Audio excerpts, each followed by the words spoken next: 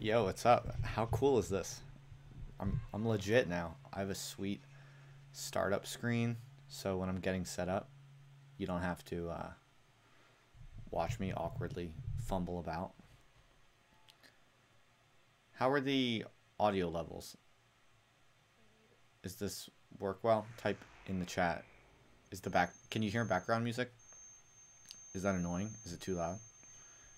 Gonna have to let me know. I'm also playing around with screen switching. And that was Terrace right there. So like, Ripping it to oh shreds. shoot, Thanks a lot for that. a little close up.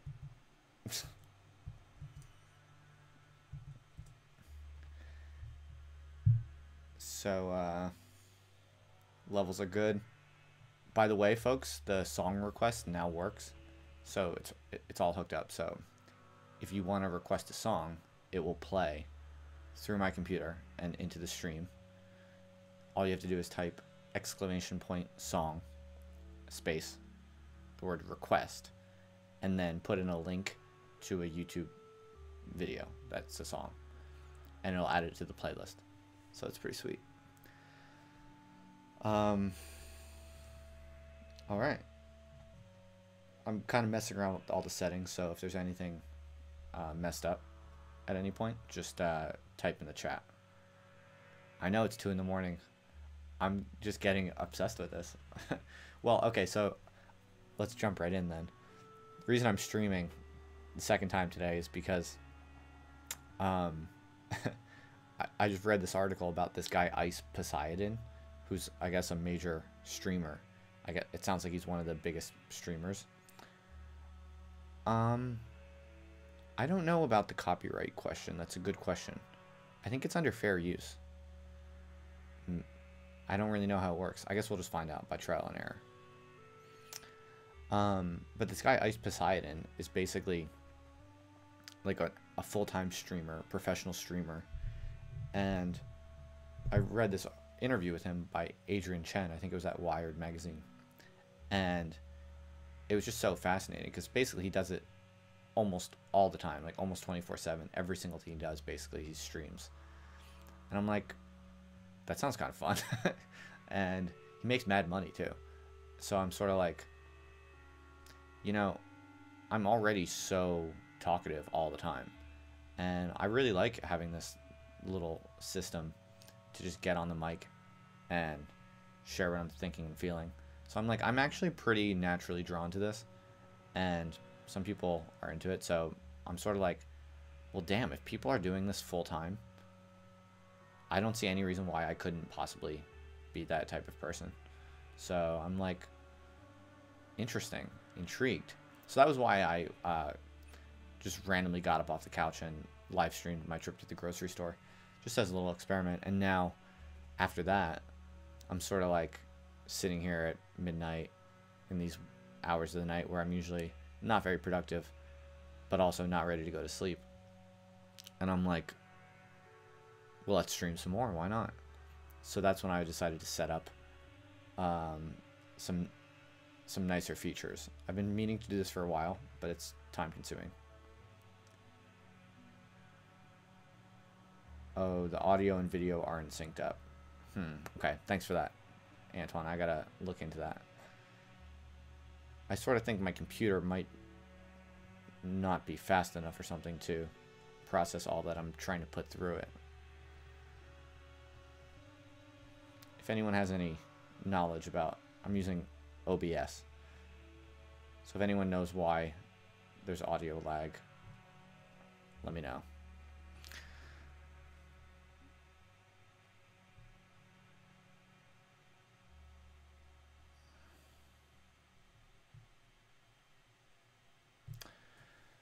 How hard is it to get over the fact that I'm talking into a screen? That's easy to get over. At first it's awkward, but then you kind of just get used to it. For me, what I do is I just look straight into the camera, or I try to, and just imagine I'm looking into someone's eyes. I've had this idea, I haven't done it yet, but I've had this idea to get like a photo of a friend or someone that I like and respect, but also feel like they like me also, and put their face behind the webcam uh, and look into their eyes. But yeah, it's not that hard. Actually, the harder part is to not get distracted by what's on screen. You know, like the different windows that you're dealing with and working with. That's actually the harder part. Oh, so that the stream that I did in the grocery store, it got me like, I think something like 20 new subscribers, and that's kind of a lot for considering I have a small channel, and in percentage wise for one stream, that's actually pretty good. So I'm sort of like, huh, maybe I'll try to really keep going hard with the streams. So I got to work on, yeah, the audio lag. I don't know what's up with that, but bear with it for now. I'll get it sorted. I try to improve this stuff technically a little bit each time without also, you know, without getting too bogged down in it. So yeah, anyway, I got really fascinated and kind of inspired by this guy, Ice Poseidon. And actually, we can have a quick look at, I was looking up his streams. I set up some tabs so we can have a quick look. For instance. So he actually has like more than one stream going at a time. So if you go to his YouTube, I don't even know how you can have 2 live streams. Well, I guess you just have multiple cameras, right? But it's really like fascinating because he's like not doing that much at all. It's not that interesting at all. So he's like moving house apparently. And if you look at that stream, it's just mostly dead air. We'll take a quick look at it. I think you're allowed to do this. It's just using clips. It's just dead air. Like this, how boring is this? But mad people like it. So I'm sort of like, dude, I could do this way better, I think, maybe. Like, look how boring this is. It's just him moving, and it's like 90% of the time nothing is happening. Dude, I could set up cameras all around my house, in every corner of every room, just running at all times, but actually be more interesting.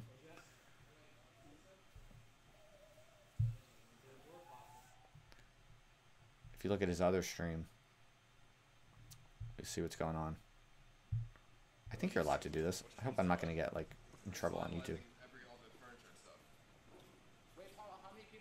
I think that's him. I'm not even sure actually, but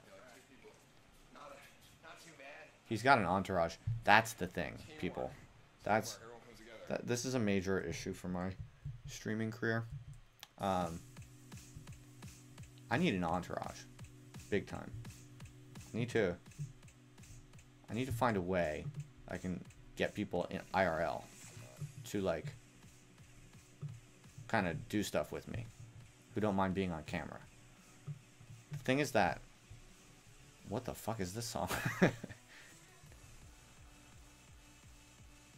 Did someone request this? Whatever, roll with it. Sorry, it's a lot to manage. What was I saying? Oh yeah, an entourage. What I need is an entourage. I need people in real life who will like do shit with me. A lot of my friends, I think, are not really interested in being on stream all the time. Like Arya doesn't mind being, my wife Arya, she doesn't mind being on it here and there, but she's not exactly thrilled by the idea, like I kind of am. What are we listening to? Interesting. It'd be interesting to learn your tastes in music, you people.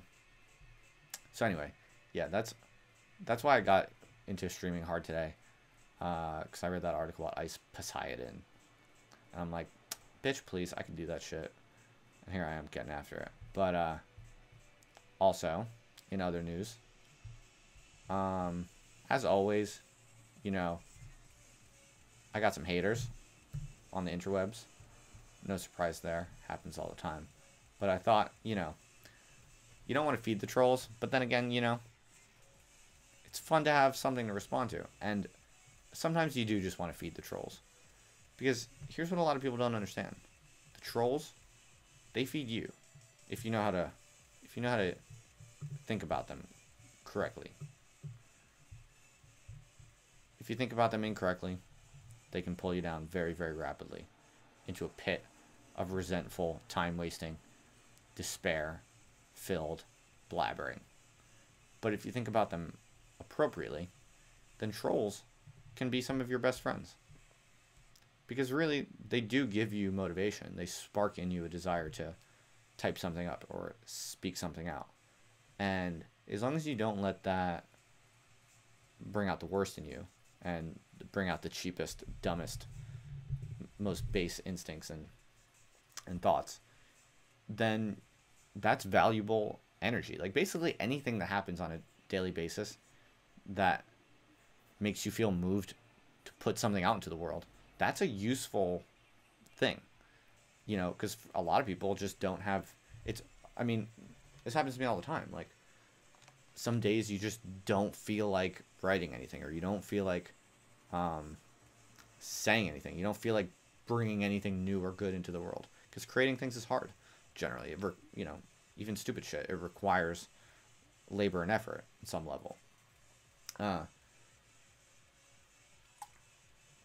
So anything at all, no matter how trite, that puts a little bit of a spark under your ass, that's valuable. You should always you know, cherish that and cultivate that, even if it means trolls. Okay. Lee asks, "You're not too concerned about it contorting your relationships?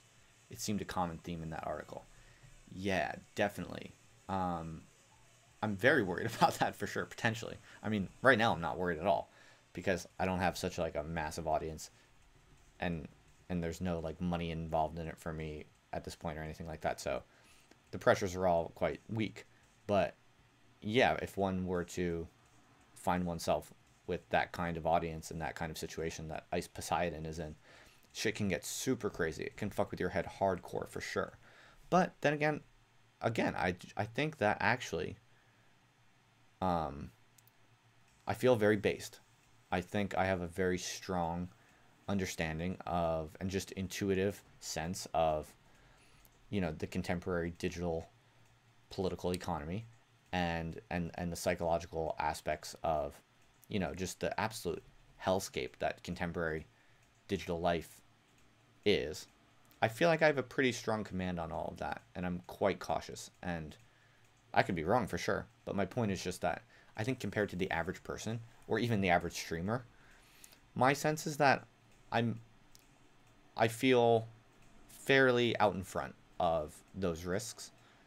And that's one of the reasons also, so thank you for asking, Lee, because that gives me an opportunity to say that's actually one of the reasons why I'm so interested in kind of pursuing this hardcore. Because I actually do think for a few reasons, my personality and my personal history actually might make me potentially quite good at this. And I think out in front of, as I said, these like really serious problems and risks that come about from this type of like extremely online public platform kind of lifestyle. So who knows? I could be wrong. Maybe if my stream were to get really popular and I were to do it a lot, maybe my life would totally implode and my sense of reality would be completely conditioned on like chaotic mass psychological pressures, right, that would come from this sort of setup. But I think I can handle it. I think I can navigate it. Yes, Left Cat. Thank you. I really appreciate your concern.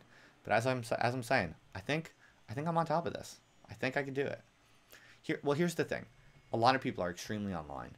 Life today is extremely online. And I think honestly what you need in terms of streamers is you need people who well, how should I put this? Like this guy Ice Poseidon, when you read like this expose about him that Adrian Chen wrote, I shouldn't say expose, it's just a brief kind of interview and write up about him. Yeah, it's definitely a Faustian bargain, no doubt about it.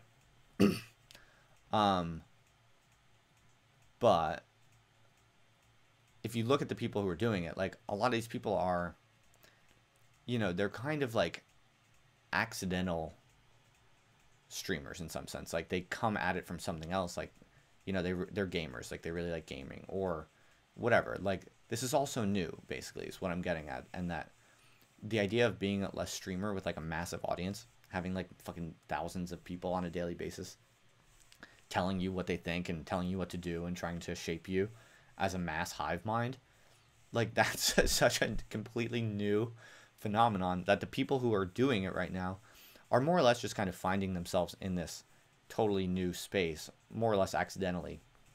And they don't necessarily they didn't necessarily go into it with strong kind of political, psychological, theoretical models of what's going on with this sort of stuff. And so I'm not saying that I have it all mapped out or something like that. I'm not saying that I know exactly how all these things work and I can therefore fortify my intuitions and emotional levers against any type of mass hive mind insanity of being extremely online. I'm not at all so arrogant. I'm highly conscious. Precisely, that's what I'm saying. I'm highly conscious of how this stuff can fuck with people so badly in ways that a lot of people hardly even understand. I have a pretty good command of why that is and the pathways through which that operates. So all I'm saying is that because I'm coming into this streaming game with explicit, kind of fairly developed, educated, political and technological models, you know, mental models and theories of what exactly this new digital space is, how it came about, and the pressures that it exerts on people, and also the opportunities I think that it ultimately presents for creative, human, you know, liberatory activities, if you will. Because I'm coming into it precisely with this purposeful, conscientious, and fairly educated, fairly well-informed command of the situation, I think. That's my case for why I think I could potentially do this streaming thing hardcore, get really into it in a pretty radical, all-consuming way, but also be able to have the kind of solidity and mental stability to reign sovereign over it and not allow it to fuck me up.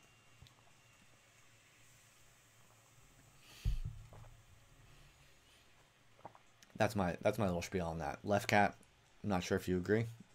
But you know what the other thing is, to be honest? I feel like so far the people who watch my streams, the audience, like you folks who check in more or less on all these little things I do almost all the time, I want to trust you, kind of, you know, like I feel like a lot of you are cool and pretty solid people. And I think like you can help me stay sane. Like I think that I think if I'm really honest and straightforward and transparent with you all, you'll also be honest and straightforward and transparent with me. And we can help keep each other sane. I mean, that is ultimately the idea, I think, of these types of like internet communities. Like you are building a relationship. It's just in a format and through media that we've never really had before. Sorry, my voice is fucked. I have been doing these streams too much.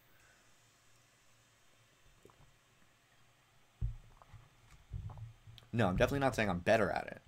I'm worse at it for sure than all good streamers because I just started. I'm still learning how this stuff works. I'm still finding my footing in terms of like how I want to be and what I want to create in this sort of format. So no, I'm definitely not better at it than anyone. I'm shitty at it, I think, but I can figure it out, I think, for sure. Anyway, I'm very grateful for your concerns, and like Left Cat, you know, Lee, the people in the chat who are kind of asking me about this, and are concerned for me, like that's awesome. I appreciate that. With you guys, I have you guys can help keep me sane. Of course, I guess if this streaming stuff were to grow and more people were to get interested in it, then yeah, hive mind dynamics would form and the mob as a whole could become detrimental in ways that individuals within it don't even necessarily understand. So while I might trust the opinion of some of you folks who are like, you know, coming to these streams all the time developing a relationship with me, it's still always a risk that the group as a whole would become, psychopathic in some way and might, you know, really fuck with my head. But again, I think my job is to be on top of that. And if that were to happen, you need someone like the streamer needs to be able to like assert, independent judgment over the situation, I think. And like there were parts in that article about Ice Poseidon by Adrian Chen that I was citing before, where it's clear what the problem is. Like the moments where he had like seriously bad emotional episodes, it was because he was letting the audience fuck with his head. But as the streamer, he has to be in control. He has to be sovereign, basically. He has to be sovereign. He has to be the sovereign of his patch, because that's ultimately what I think streaming is all about. It's about patchwork. I mean, I really do think that. That's one of the main reasons that I'm really interested in the streaming stuff and building, community around these digital platforms, is because what we're really talking about ultimately is cultural patchwork, in which different sub-realities are forking from the main reality. I really fundamentally think that is truly what's happening. I think society is genuinely fragmenting into multiple realities, and it's doing it in large part through the vectors of these digital platforms. So everyone has to kind of scramble right now to find who do they want to hang out with, like who do they want to build their reality with, because it's all tearing apart at the seams.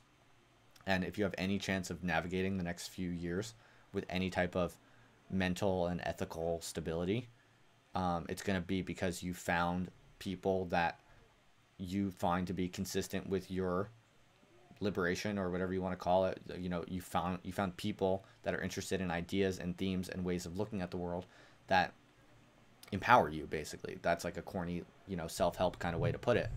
But that's ultimately what is at stake, I think. When we talk about like collective liberation, or more grand political terms, emancipation, or whatever you want, we're ultimately talking about large-scale phenomena that have their, individual, discrete counterparts in phenomena that generally go by kind of corny, mainstream terms that you might be able to find in a self-help book or whatever like that.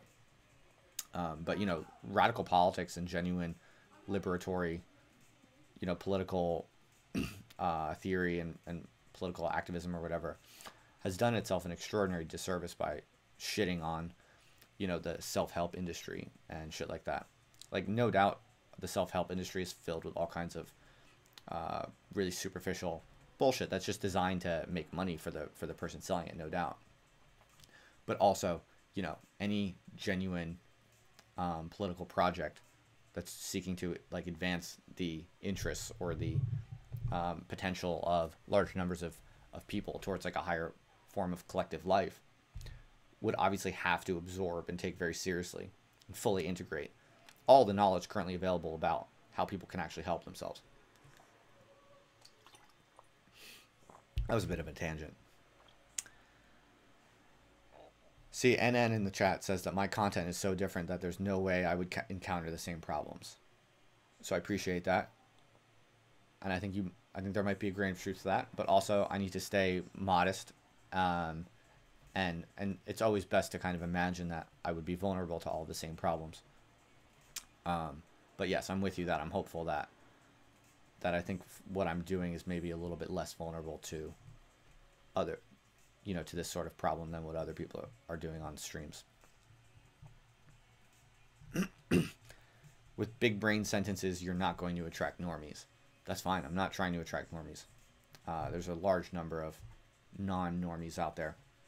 And I suspect a large enough number of them to make a major kind of streaming project more than worthwhile.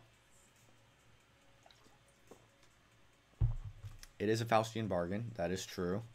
One of the real risks of doing streaming hardcore is that you forget why you're doing it, and you end up becoming totally beholden to just sort of the short-term incentives of the system. So, like, for instance, when you do stuff like streaming and you making YouTube videos. I mean, if you're on Twitter or anything, you already know this in its own, you know, in Twitter's own version of the problem. But when you make videos on YouTube or make streams on YouTube or whatever, you very quickly start feeling like you need to optimize for subscriptions. Subscriptions are kind of like one of the main things, one of the main kind of key performance indicators on, you know, YouTube. And it's just impossible to not feel some pull towards maximizing those sort of short-term indicators.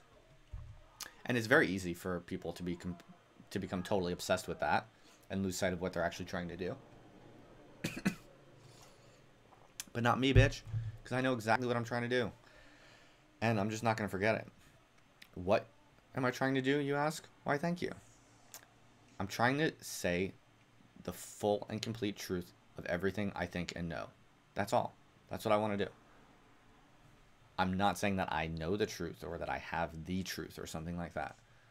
I'm only saying that I want to get as close to the truth as possible through my work, and I want to say and express that truth as fully as possible. And when I say truth, I don't just mean philosophy and science and stuff like that. I mean also the truth of how I feel, the truth of my experience.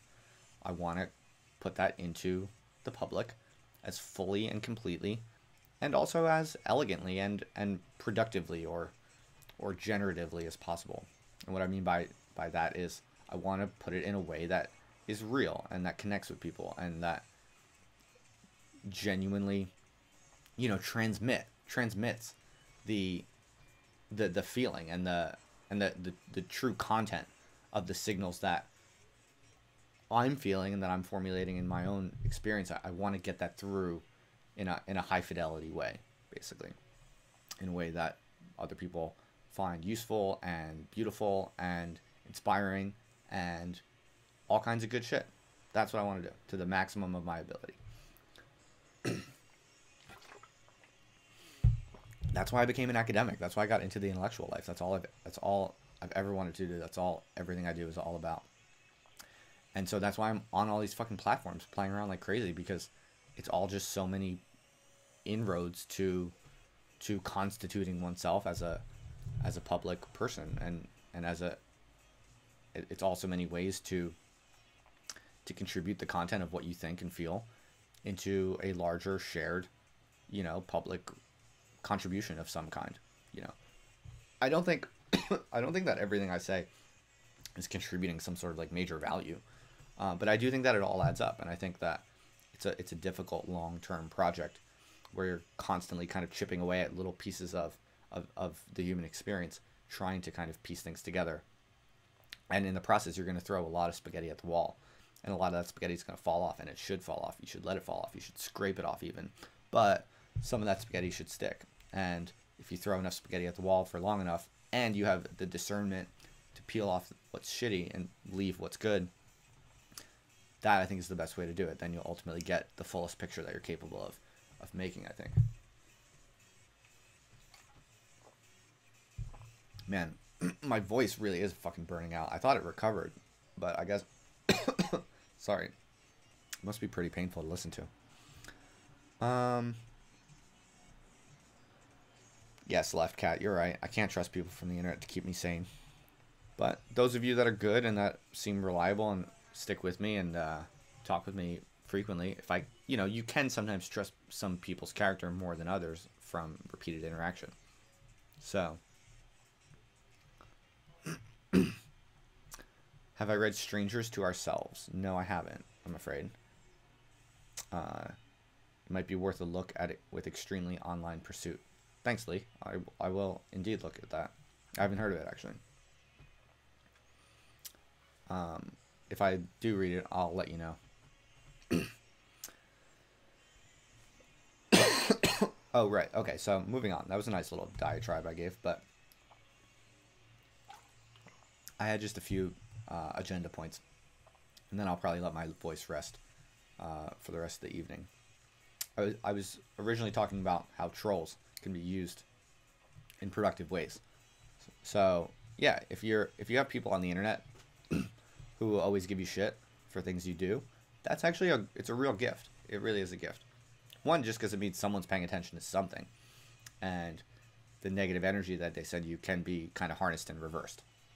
So, for instance, I have one guy on Twitter who's just a constant source of negativity towards me. Basically, he seems to hate everything I do. I'm talking about literal Kittler. I don't know how many of you know him. I'm sure he's a nice guy in real life, but you know, if you here's what he said in response to one of my earlier tweets. Where is it? There we go.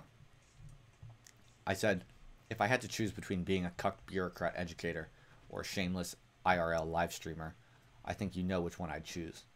And literal Kittler said, I think you'd choose to straddle the two until it became apparent which was most profitable. You know, like you're doing now. Sick burn, bro. He's basically trying to call me a sellout. He's basically saying that I'm an opportunist. He said this before.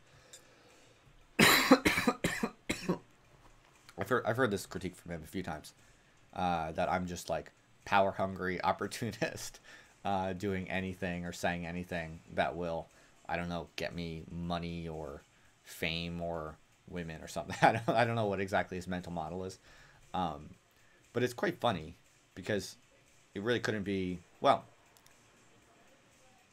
how should I should be delicate about this. I don't want to. Denial is never a good move because usually in the critiques that are leveled at you, there's usually a grain of truth in it. Like, am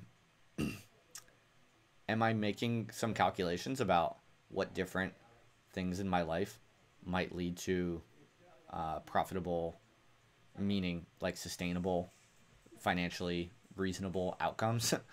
Yes, of course. Sure. Yeah. And am I indeed kind of playing in a few different worlds right now with one foot in academia and one foot in weird internet shit? Obviously, I'm doing that. Obviously, I haven't, you know, I'm sort of on the fence about which one I really, you know, want to pursue for the long term. So for sure, there's a little bit of truth to that.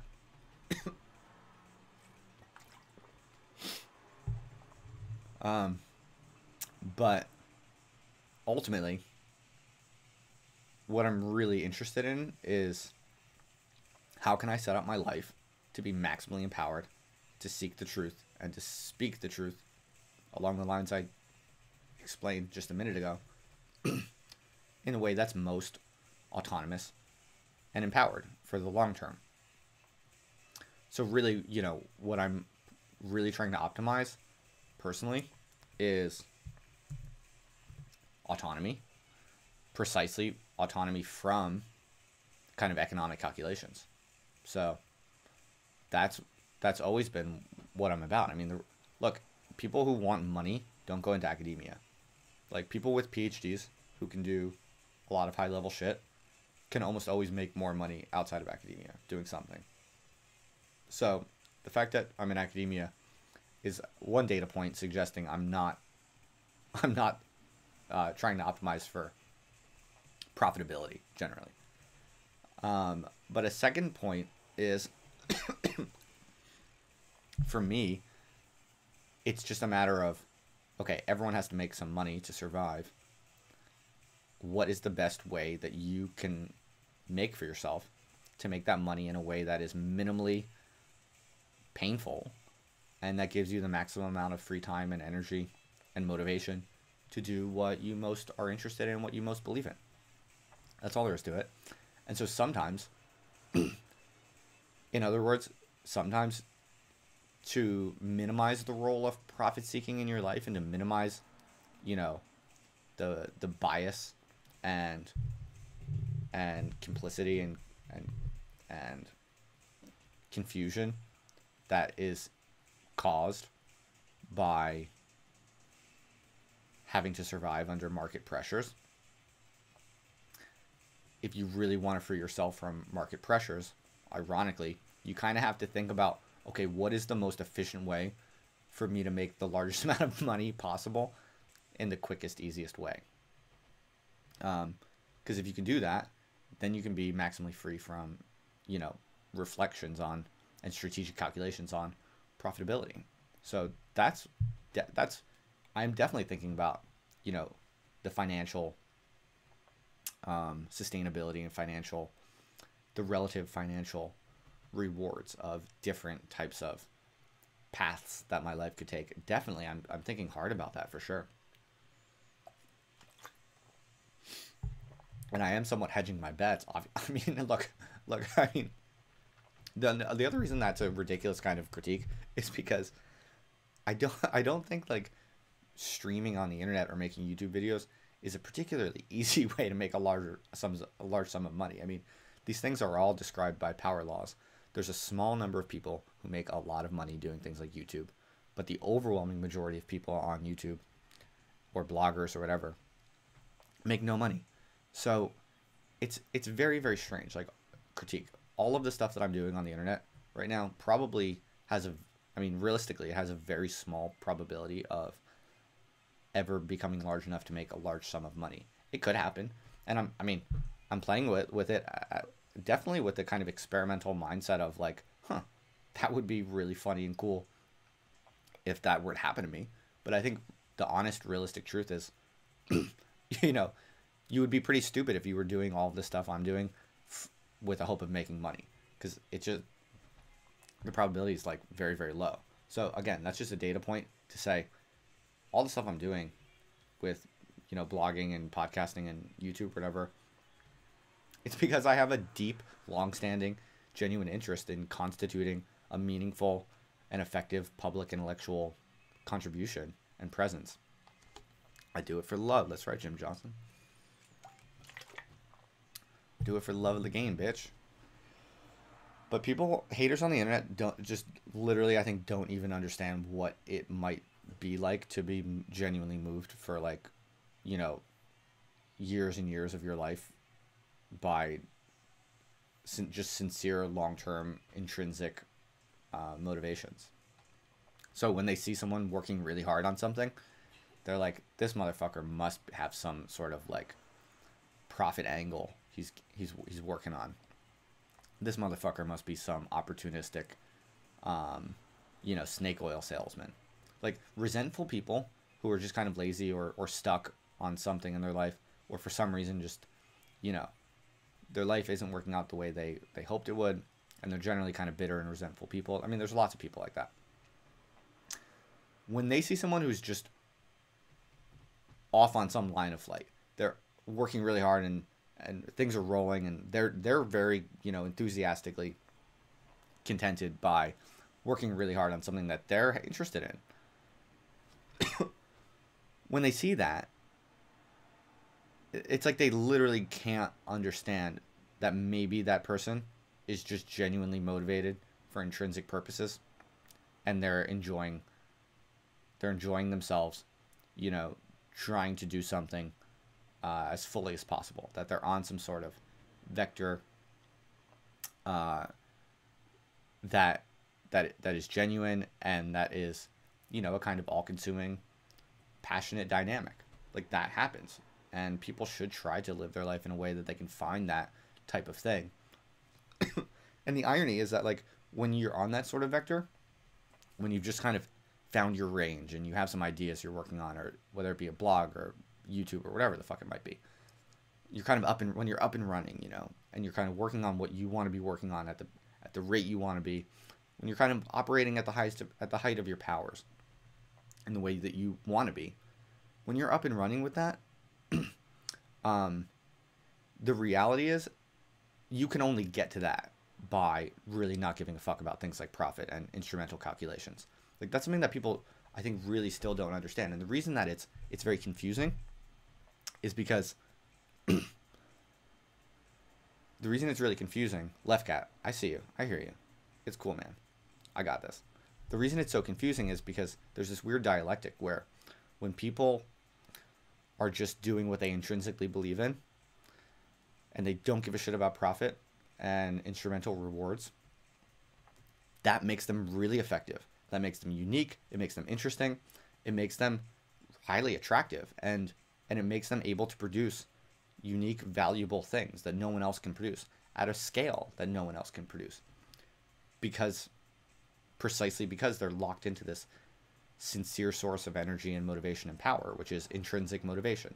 Intrinsic means not motivated by external rewards. It means it is its own reward. If something is intrinsically valuable, it means it is its own reward. When people lock into that, they're then able to produce incredible things that other people that are merely looking for rewards are fundamentally unable to motivate themselves to do.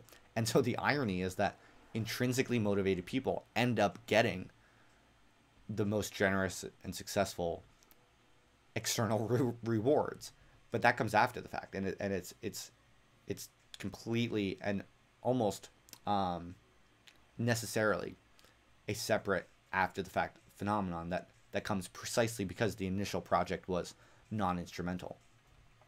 It's so confusing, but that is genuinely, I think, how things tend to work. And for people who have a difficult time locking into what they like what they intrinsically believe in, like for people who, you know, can't find the motivation to just do something because they personally want to do it. For people who don't really have that experience or have trouble for whatever reason, through faults of their own or for circumstances completely outside of their control. When people can't access that kind of self-sustaining intrinsic motivation for a large consistent project that they're really amped to be working on for its own sake, they see other people doing that sort of thing as like, this person must be a fucking narcissistic, profit-seeking megalomaniac. Look at him making all these live stream videos. Look at him writing all these blog posts. This guy must just be a faker, a cynical, egotistical, power-hungry opportunist, you know. And so that's what you see here. That's what you see in my haters like Kittler. That's what you generally see with a lot of haters in general. You know, there's a few grains of truth. I'm definitely thinking hard about, you know, how to make my life financially sustainable in the most autonomous way. I'm definitely straddling the two fences of academia and all this crazy internet stuff. But really, I'm just trying to kind of explode myself into a brilliant, you know, not I don't mean brilliant in like the sense of super smart, but brilliant in the sense of a bright light. You know, I'm trying to explode myself into a brilliant, bright, unique explosion of my own ideas and feelings in a kind of autonomous and genuine way. That's ultimately what I'm doing with all this, with all these different platforms. I'm just kind of playing around, trying to, yeah, I guess express myself or whatever you want to call it as fully as possible. So thank you, Kittler. Thank you for energy. I wish it wasn't so negative, but even if it's negative, I appreciate it, man. I appreciate you, you know, responding to me, because like I said, it gives me something to bounce back against. Okay, so about the chat, Left Cat, I know you're looking out. I appreciate it. I really do. I definitely can be manic sometimes. I do know that. Periodically, I can go into manic states a bit, but I don't know. I think I'm fine. I appreciate it. I'm not offended. I appreciate the concern. Sometimes I get a little worked up. Like once I start thinking about something, then one thought leads to the next, and I kind of go on a roll. But I like that. I think that's that's good. That's when I'm basically, when you see me kind of talking that way, and it kind of looks like what the fuck kind of drug is Justin on? He must be manic or whatever. That's me entering a flow state, really, in terms of like thinking, and my thinking and speaking is entering a flow state, basically. And one idea leads to the next, and I'm just kind of in the mental zone, and I love that state, you know.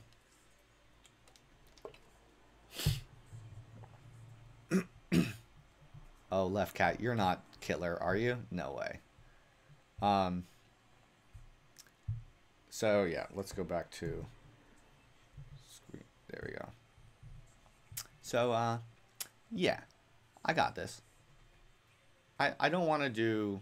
I'm not gonna do this type of, you know, intense, like fast-paced, hyper-intellectual type of diatribe all the time. Like if I were to try to do what I just did over the past like 10 minutes, let's say, that little spiel, if I tried to do that multiple hours every day, I would burn out and I would definitely go cuckoo. But I can do little bursts, little bouts, and then calm down.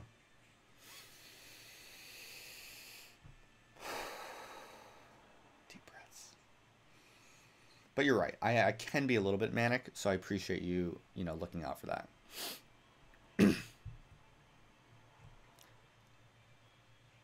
All right. Oh, what's up, Kate? Yeah, Kate, you know me. This is just my style. It's true. This is how I roll. This is how I live. This is how I am in conversations with people, really.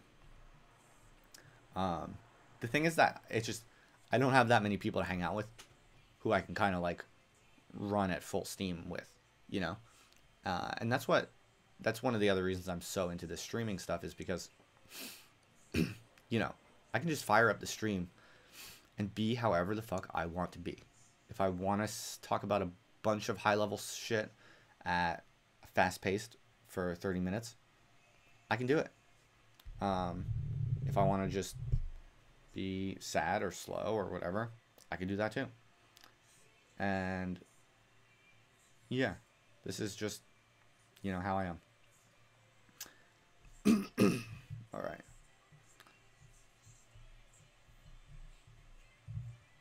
What else is new in the chat? Well, there was only one other thing I think I'd like to talk about before I wrap it up. It is now 2:45 a.m. in the UK, so I better get to sleep. But I've been staying up this late, pretty normally, pretty typically. It is. Oh right, what I wanted to say is that I have a new blog post coming out, which is pretty dope. I think it's a long one. It's like about, I think it's about 5,000 words. I forget. It might be a little bit less than that. But I'll share with you now the main idea. It should come out, if not tomorrow, then the next day probably. The main idea is that I think I've made a little bit of a minor discovery about why communism has always failed, and also why or how communism could actually still be made to work. And I know that communism is like such a bad word, and people think that it's like an absolutely doomed idea, and that it's just simply, totalitarian violence and nothing else. I totally get all that, and it's very fair. I have absolutely no interest in, the totalitarian communism of history. But the basic idea of communism, the basic idea that, to me, is that, the ideal human organization would be one in which every single person in that organization is completely looked out after, is completely taken care of equally, and that every single person in a human community has absolutely equal access to all the resources that they need for living, and that is kind of radically guaranteed to people, no matter what. Like no one is left behind, really, is kind of a communist mantra, I think. Although that gets a bad rap from people like George Bush. What are we listening to?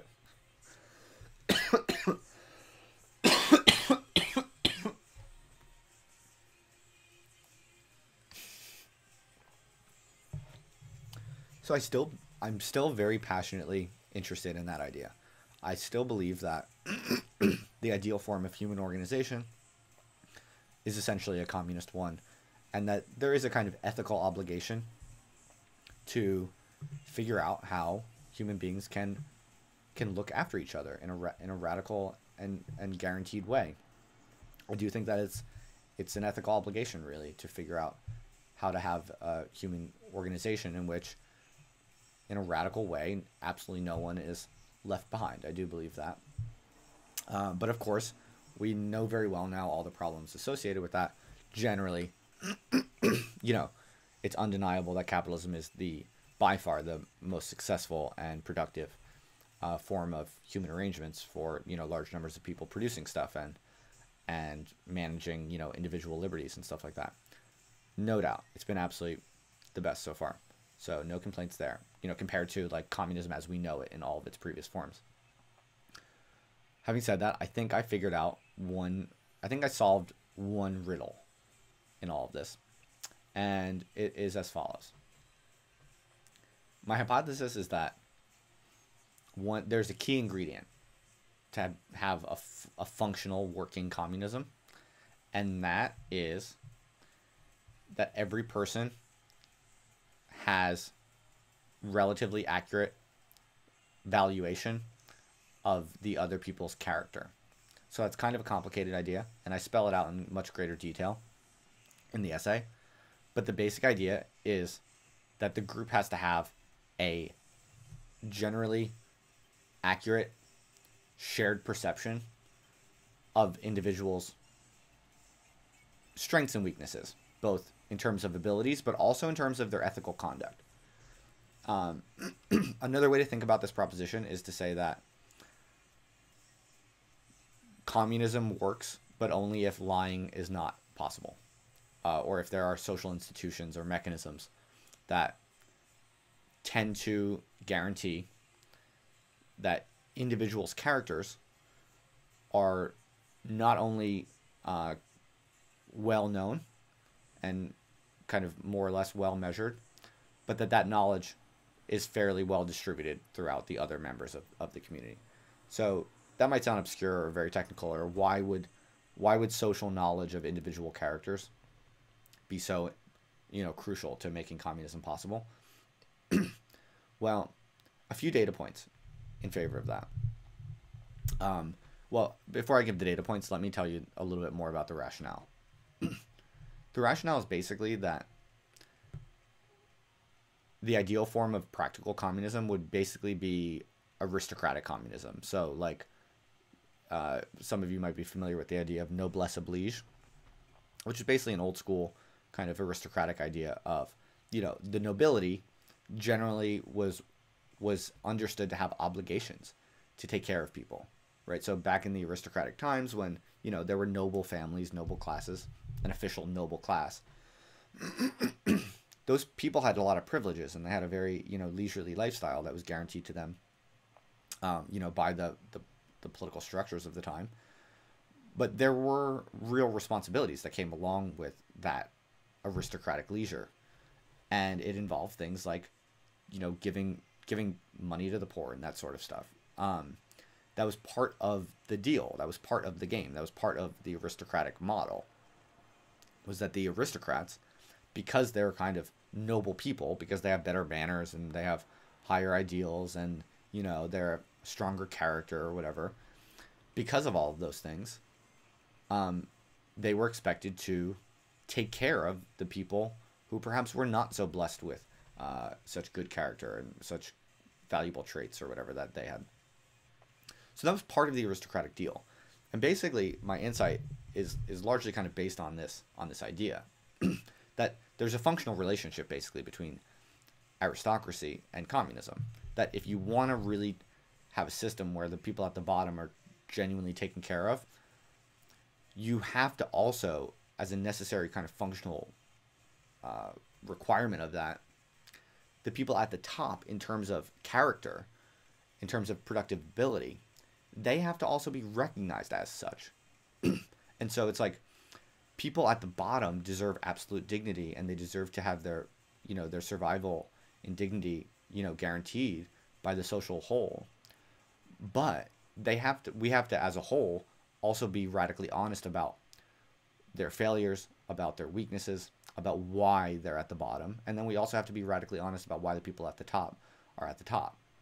And so the basic intuition here is that, one of the basic intuitions here is that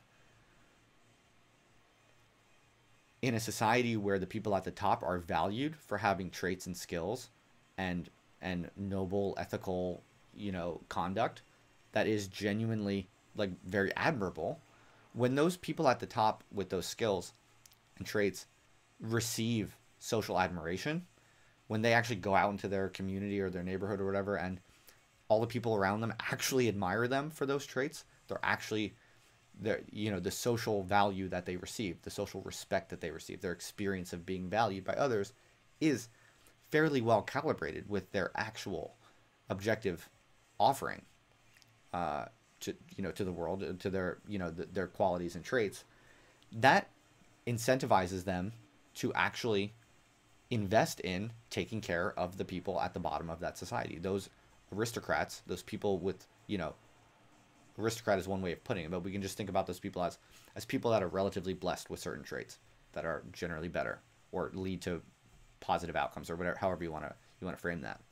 In this model, everyone has absolutely equal human dignity in terms of ultimate value of their life, the ultimate worth of their being. I believe to this day that that's radically equal. And in a communist society, that would be radically affirmed. From dust we all come, and to dust we will all return. In that sense, there is radical equality of human value. I've always believed that, and I still do. But we obviously do have lots of differences, and both in terms of abilities, but also in terms of our ethical conduct. Like, some people are noble people, like some people are scoundrels.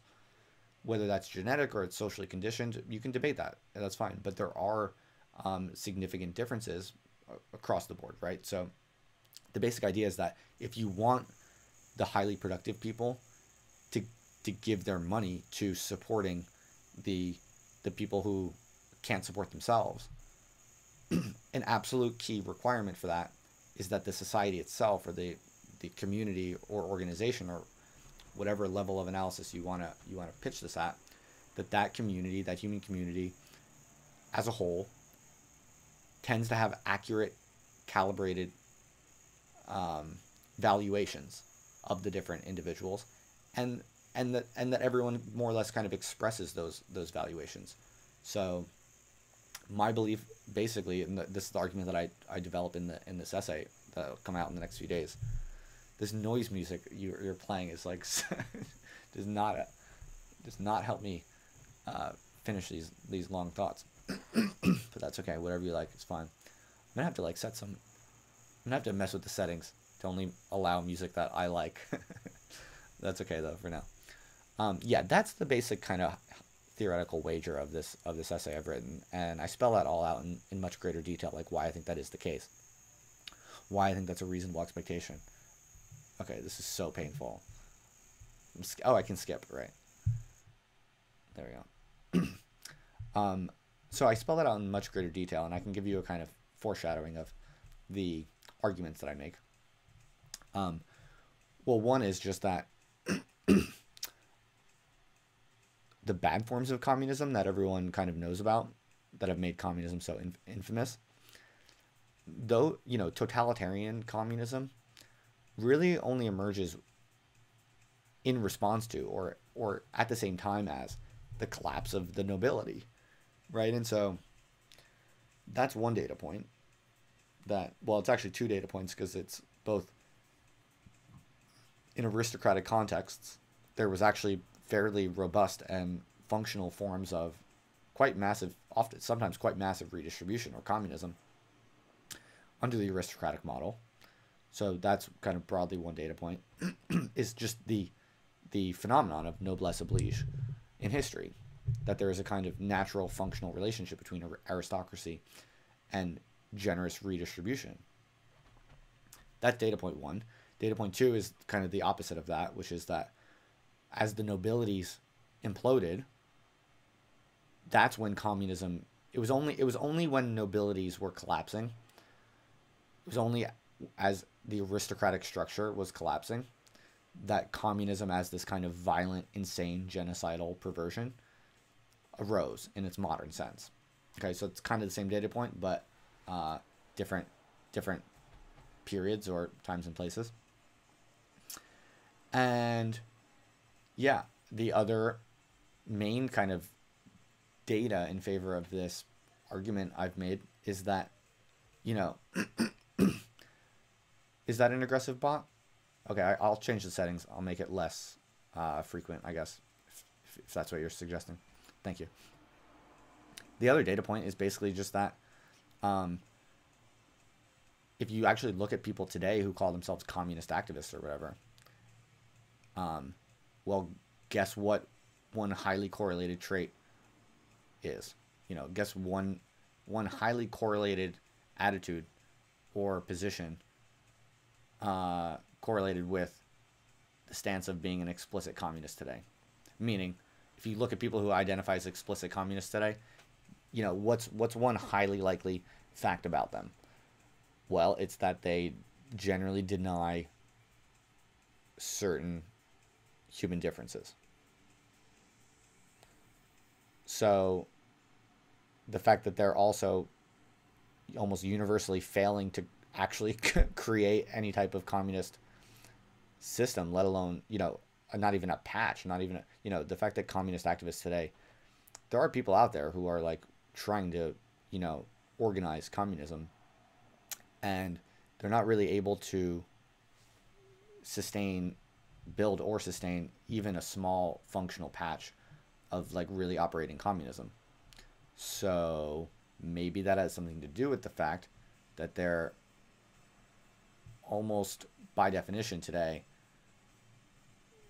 they tend to deny differences in the evaluation of people's traits and abilities and ethical conduct. In other words, good luck building communism, even in a small scale way, if you're not willing to, at a minimum, distinguish between good behavior and bad behavior in a kind of objective way.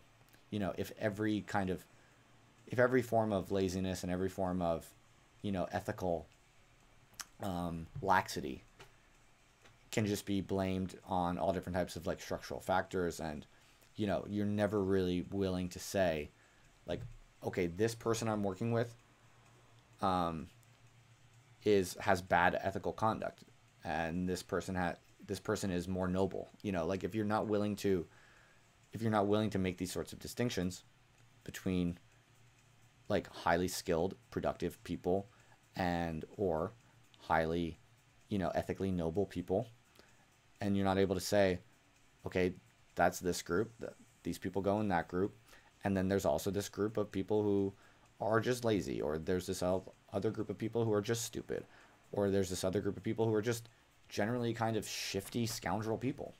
Like if you're not able to make those basic distinctions between the people that you're actually, encountering on a day-to-day basis and trying to build something with, then you and your group are not ever going to be able to even approach any type of sustainable communist organization. Because as I kind of laid out in the first part of this argument, the one key ingredient for functional, sustainable communist relations is that the people who are good at producing things, at the very least, will feel incentivized to share.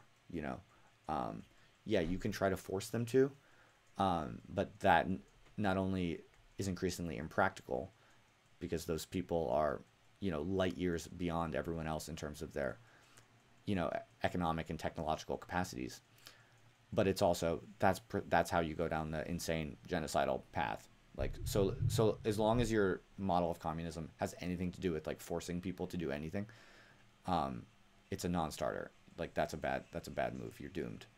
So if it's going to be non-totalitarian and not based on force, it needs to be some sort of equilibrium in which like the poor and the rich are willing to see themselves in that community.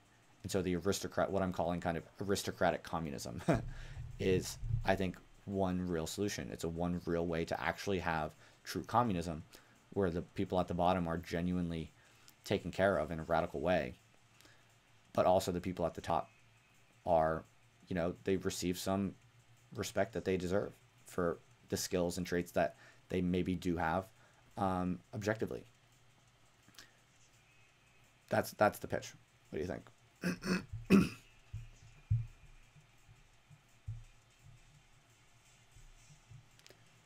I have not read The Soul of Man Under Socialism by Oscar Wilde.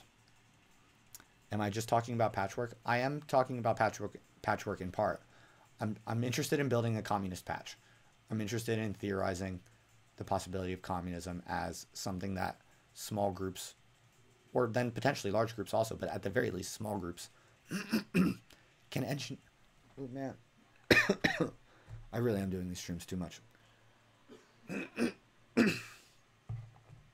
Can engineer for themselves in a way that works, that's empirically serious and, functionally workable. And I think that basically patchwork is a useful framework, because it's putting people into a state of mind now where they're thinking about like, okay, if I can't build this if I can't engineer this as one sovereign patch in a larger patchwork with other competing patches, then this is not a viable, this is just not a real candidate for a serious form of political organization. But I think that you can and would see a communist patch, and that's basically what I'm trying to think about.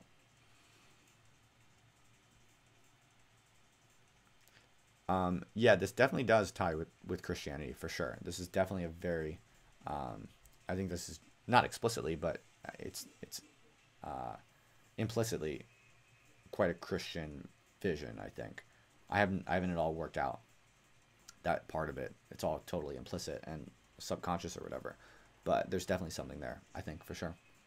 Anyway, folks, it's been fun. I think I should wrap it up. It's already 3 a.m. now. If I went any longer, that would probably be me being manic. So, oh, by the way, this week we have a bunch of good streams coming up. I'll tell you about them now real quick. We're gonna have Meta Nomad on Twitter. That's I think his handle is just Meta Nomad. You can just Google Meta Nomad. I'm gonna have him on Tuesday, I think. Let me check. Yeah, that'll be Tuesday. Tuesday evening. Meta Nomad. And then also on Friday, we're going to have Sonia Mann, who is an interesting kind of cryptocurrency person and writer. I think she works for Zcash Foundation, if I recall correctly.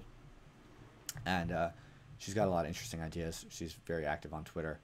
And I think we'll have a lot of interesting stuff to talk about. She seems like a really cool, independently minded person. I don't know too much about her, but I'm looking forward to meeting her. And so that'll be Friday at the usual time I've been doing these. All right. I also have a few more planned for the coming weeks, but haven't quite set them up yet. We haven't pinned down dates or times quite yet. So I'll definitely let you know when I get those sorted. So yeah, Tuesday night, Friday night, Meta Nomad, and Sonia Mann. All right, everyone. Thanks for hanging with me tonight. It's been real. Yeah, I'm really pumped to have these sweet little improvements to my streaming setup, the idle screen and the music and stuff. I'm glad I got that stuff sorted. Sorry if there was a lag between my video of me talking and the audio. I'll try to get that sorted in the meantime for the next stream. So yeah, Jim, I still need a good signing off motto. I don't know. I gotta wait for it to emerge organically. You don't want to force these things, you know. But yes, sooner or later, I'll have some cool pithy ending line. For now, it's just the awkward, sincere me saying, I wish you the best, and thank you for hanging out with me, and letting me speak my mind for quite a while now. How long has it been? Well, more than an hour now. All right, folks. Thanks for hanging with me. I'll see you next time. Take it easy. I wish you the best. Sayonara. Adios.